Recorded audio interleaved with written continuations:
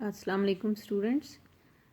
आपको TR minus TC यानी total revenue और टोटल कॉस्ट अप्रोच पढ़ाई थी कि फ़र्म के तवाज़ुन को मालूम करने के लिए। और इसको थोड़ा सा आप देख लें दोबारा से कि जहाँ पर ये टेंजेंट आप उसके गुजारते हैं TC का, उसकी स्लोप और TR टोटल वसूली की स्लोप बराबर होती है, तो दोनों के दरमियान मैक्सिमम फासला होता है। AB सबसे ज़्यादा है, देखने में भी डायग्राम से भी नज़र आ रहा है। अब इसको ये उर्दू वाले भी इसको देखें कि इनके पास भी इसी तरह है। इनके पास 202 पेज पे है और इंग्लिश वालों के पास 121 नंबर पे है, 21 सफ़ा पे है। तो ये आप अगर आप सी पर आएंगे तो तब भी मसारिफ जो हैं वो गिर रहे हैं, वो यहाँ पर पैदावार नहीं देगा और वो देख रहा है कि मेरे मसारिफ गिर रहे हैं और मेरी वसूलियाँ भी ज़्यादा हैं, तो आगे जाएगा। फिर जब वो ए से आगे जाना शुरू करता है तो तब उसके Aahista Aahista cost of production या मसारिफ पे पैदावार बढ़ना शुरू हो जाते हैं। तो वो फिर जब दोबारा ऊपर की तरफ जाना शुरू होता है, वो उससे पहले ही जैसे ही मसारिफ पैदाइश बढ़ना शुरू होते हैं तो वो वहीं पर रुक जाता है और वहीं पर पैदावार देना शुरू कर देता है। यही मैक्सिमम प्रॉफिट का एक रैशनल, एक अक्लमंद प्रोड्यूसर या एंटरप्रेन्योर को इतनी समझ होती है कि यहाँ से मैं आगे जाऊँगा तो मेरा मुनाफा कम होना शुरू हो जाएगा, तो वहीं पर रोक देता है। अब इस पर जो तनकीद आई वो है कि जो उर्दू की बुक में इस तरह सही तरह करके लिखा हुआ नहीं है, इसको ना आप इधर से समझें कि मॉडर्न इकोनॉमिस्ट ने ऑब्ज़र्व किया certain limitations and complication in this method. उन्होंने कुछ इसमें खामियां निकाली, लिमिटेशंस और complication. It is difficult to find maximum difference between TR and TC। अब आपको ये जो सारी ड्राइंग आपको एक किस्म की करनी पड़ जाती है TR और TC के ऊपर। आपने ये स्लोप बिल्कुल इसके पैरेलल खींचेंगे और फिर इसको देखें कि कितना फ़र्क है। उन्होंने कहा कि ये डिफ़िकल्ट है। It is not easy to know the price per unit at different levels of output. Price per unit मालूम करना भी आसान काम नहीं है।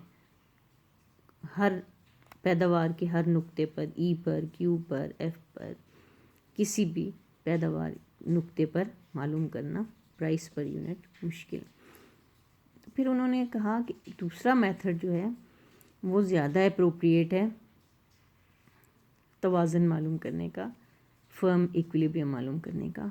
उसको हम कहते हैं मार्जिनल कॉस्ट और एवरेज कॉस्ट अप्रोच। ठीक है, और वो हम उसको आपने इन दोनों को सही तरह समझें क्योंकि आगे जाके इनके केसेस हैं। ठीक है, MR is equal to MC approach, ये दूसरी है। ये लॉन्ग क्वेश्चन ही बेटे बनता है और इसमें आपसे पूछा जाता है कि हाउ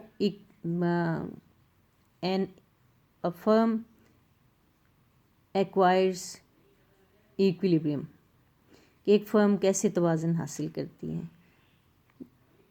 तो आपने अगर वो आपको कहें या ना कहें, फ़र्ज़ कीजिए कि वो लिख देते हैं कि फ़र्म कैसे तवाज़ुन हासिल करती है और आगे लिखते हैं कि टोटल रेवेन्यू और टोटल कॉस्ट अप्रोच से, और दूसरा आप बताएं कि MR is equal to MC approach से। तो उसका जवाब में आपने यही दोनों डायग्राम्स आनी है, यही सब कुछ आपने बनाना है।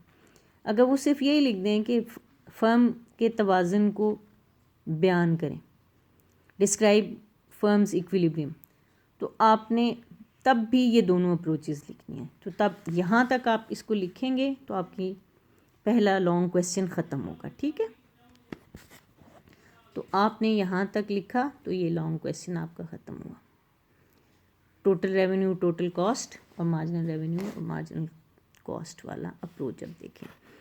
अब हमने पहले भी पढ़ा था कि जो मार्जिनल कॉस्ट है और एवरेज कॉस्ट है परफेक्ट कंपटीशन में ये और इज इक्वल टू पी, और यही इसका डिमांड कर्व भी होता है, ठीक है, ये इज इक्वल टू डी भी है,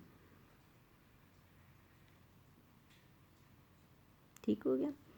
average revenue marginal is equal to marginal revenue is equal to P is equal to D. अब मार्जिनल कॉस्ट जो है उसके कर्व्स आप पीछे पढ़ के आए हैं, वो बिल्कुल उसी तरह पहले घटती रहती है, घटती रहती है, घटती रहती है, घटती रहती है, बिल्कुल मिनिमम पॉइंट पर आती है, यहाँ से फिर ये टर्न लेती है और वापस जाना शुरू हो जाती है, यानी कि ये यू की शक्ल की होती है, और फिर ये इसको इंटरसेक्ट करते हुए ऊपर निकल जाएगी। अब इसमें फर्म का कहाँ पर तवाज़ुन होगा,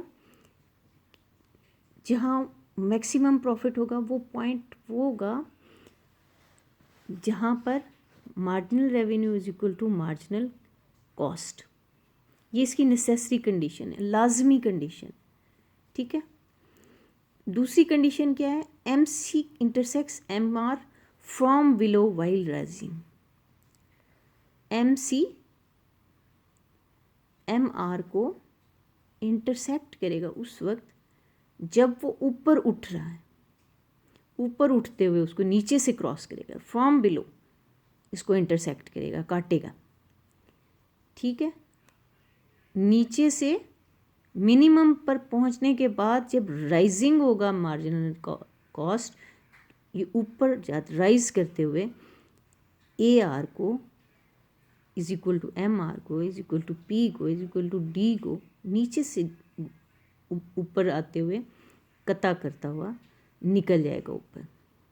ये इसकी सफिशेंट कंडीशन है, यानी इसका मतलब ये हुआ कि इस वक्त मार्जिनल कॉस्ट की स्लोप इससे ज़्यादा है, ठीक है। ये आप देख रहे हैं इसकी स्लोप एम आर से ज़्यादा है, ये इसकी स्लोप है। उर्दू वाले भी इसको अपनी बुक से देखें कि वो उनकी बुक में भी इसी तरह लिखा हुआ है। तो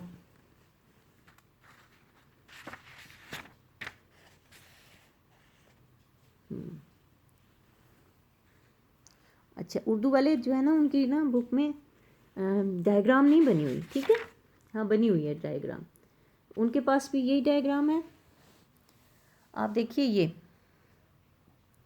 आपके पास भी इसी तरह ये भी यहाँ ये इज इक्वल टू डी यहाँ भी आप लिखेंगे, और ये देखें अब फ्रॉम बिलो ये कता करता हुआ एम सी ऊपर चला गया, यहाँ पर इसकी स्लोप एम आर से ज़्यादा है।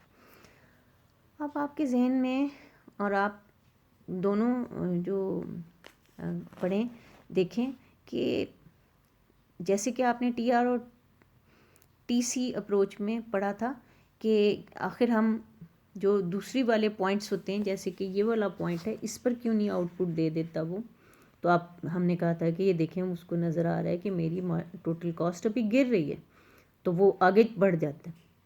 इसी तरह यहाँ पर इस वाली में देखें कि जब वो देखता है इस पर, अगर फ़र्ज़ करें कि वो आउटपुट देने की कोशिश करता है, यहाँ पर भी इंटरसेक्शन आया हुआ है, मार्जिनल कॉस्ट और मार्जिनल रेवेन्यू बराबर हो गए यहाँ पर इस पॉइंट पर जी पर, तो वो ओ क्यू अगर आउटपुट दे, लेकिन उसे नज़र आ रहा है कि मैं अगर और बढ़ा करूँगा मेरी कॉस्ट अभी गिर रही है, मार्जिनल कॉस्ट गिर रही है, तो वो फिर इधर आता है। फिर उसकी मार्जिनल कॉस्ट जब इसको कता करके ऊपर जाती है ना, तो तब जाकर उसका एवरेज उसका मुनाफा जो है वो बराबर होता है, मैक्सिमम होता है, ठीक है। तो ये वाला पॉइंट जो है इस पर दोनों कंडीशंस पूरी नहीं हो रही, यानी कि M C is equal to M R तो है नेसेसरी कंडीशन, ज़रूरी शर्त पूरी हो रही है, लेकिन जो काफ़ी शर्त है सफिशेंट कंडीशन जिसे हम कहते हैं सफिशेंट कंडीशन, वो है कि वो नीचे से उसको राइज करते हुए नीचे से उसको इंटरसेक्ट करता हुआ निकले। ये बहुत इम्पॉर्टेंट चीज़ है बेटे, ये क्वेश्चन MCQs में भी आ जाते हैं कि द पॉइंट ऑफ प्रोडक्शन के पैदावार का प्रोडक्शन पॉइंट जो है वो MC पर और ये मार्जिनल रेवेन्यू पर मुकम्मल मुकाबला या परफेक्ट कंपटीशन में किस पॉइंट पे होगा। नीचे 2 3 4 ऑप्शंस दी हुई होती हैं, तो आप उसमें आप यही लिखेंगे कि ऊपर उठते हुए नीचे से कता करता हुआ जो एमसी जाएगा एमआर को, वही जो है वो इक्विलिब्रियम पॉइंट होगा। राइजिंग, इंग्लिश वालों के लिए rising marginal cost intersecting from below MR curve is the equilibrium point। ये इसकी sufficient condition है जो यहाँ पर पूरी नहीं हो रही। necessary condition तो ये है ना कि MR is equal to MC।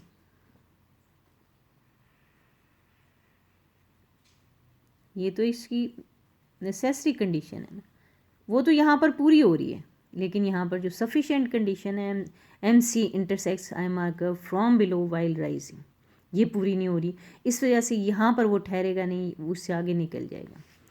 ठीक होगी। और आप ये देखें कि इस पॉइंट पर AR is equal to MR at this output firm earns maximum possible profit under existing circumstances. It must be noted that less output less than OQ bar and more than OQ will give loss to the as under both position MC is greater than MR। यानी कि आप इसको अच्छी तरह समझ लें कि ये क्या अप्रोच है, क्योंकि आगे चल के ना हमारे जो शॉर्ट रन में परफेक्ट कंपटीशन में मुख्तलिफ आ रहे हैं कॉन्सेप्ट्स, वो सारे इसी डायग्राम पर आ रहे हैं। ठीक है। और उर्दू वाले भी इसको इन्होंने देख लिया होगा, होप कि ये वाला उनको समझ आया होगा, इसी तरह ही है। और इसमें आगे से इसकी एक्सप्लेनेशन है। इन्होंने ज़रूरी शर्त यानी कि लाजमी शर्त MR is equal to MC लिखा हुआ है, दूसरी यानी मुख्ततम हासिल बराबर है मुख्ततम लागत, और तसल्ली बख्श शर्त यानी कि सफिशेंट है कि MC चढ़ते हुए MR को कता करे, राइजिंग MC MR को कता करे। यानी कि इसका मतलब क्या है, अगर आपको MCQs में ये आ जाता है कि राइजिंग MCQ MR को कता करे तो slope of MC is less than slope of MR, slope of MC is greater than slope of MR। तीसरा ऑप्शन आ जाता है slope of MC is equal to slope of MR, slope of MC none of the above आ जाए, चौथा option आपके पास। तो आपको ये पता होना चाहिए जब वो नीचे से MC चढ़ते हुए MR को कता करे तो आपके पास MC is greater than slope of MR होगा। ये इंग्लिश वाले भी इस बात को समझ लें, इस तरह इसमें से MCQ बन सकता है। और ये जो है ये लॉन्ग क्वेश्चन का दूसरा हिस्सा है, जब आपको पूछा जाएगा कि फर्म तवाज़ुन में कब आती है, equilibrium, define firms equilibrium and the two approaches, दो जो अप्रोचेस हैं TC और TR वाली और MR और MC वाली, MR और MC अप्रोच और TC और TR वाली अप्रोच, दोनों आसान सी दोनों डायग्राम है बेटे, थोड़ी एक प्रैक्टिस करो और इसको याद कर लो। ठीक है। और इस सबक को आपने अच्छी तरह दोहरा लेना ताकि जब मैं आगे से ये वाला short run equilibrium of the firm under perfect competition और इसके केसेस डिस्कस करें तो आपको इसकी तरफ बार बार हमें रेफ़र ना करना पड़े। ठीक है। और आप लोगों को और बेटे एक बात कि आप कमेंट बॉक्स में कुछ भी कहना चाहें, मुझे दूसरी क्लास से आया था कि उर्दू को भी करें, इस वजह से मैंने उर्दू की बुक लेकर और उर्दू वालों के लिए भी बताया। तो अगर आप लोगों को कोई चीज़ ना समझ आए कमेंट बॉक्स में लिखें, आई विल एड्रेस इट, मैं ज़रूर उसको ठीक करूँगी। ठीक है। होप आप लोगों को समझ आ गई होगी। नेक्स्ट लेक्चर फिर मैं आपको भेज दूँगी। Thank you.